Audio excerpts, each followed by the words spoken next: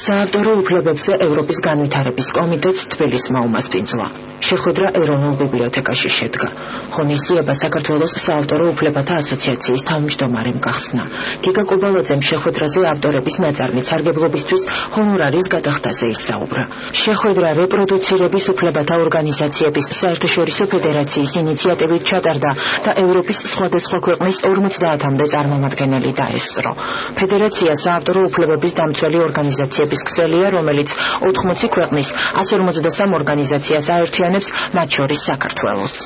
ეს ძალიან მნიშვნელოვანი შეხვედრა იმართება ევროპის განვითარების კომიტეტი, ერთ-ერთი მსოფლიო დიდი ორგანიზაციის საავტორო უფლებებში და საქართველოს ჩვენი ასოციაცია მასპინძლობს ამ კომიტეტს, რაც კიდევ ერთხელ უსვამს ხაზს იმას, რომ საავტორო უფლების დაცვა პროგრესის თმიდის და საავტორო უფლების დაცვა კიდევ უფრო რეგულირდება.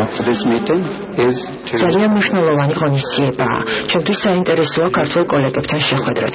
ამ შეკრების მთავარი მიზანია, რომ ავტორებმა ანაზღაურება სამართლიანად მიიღონ.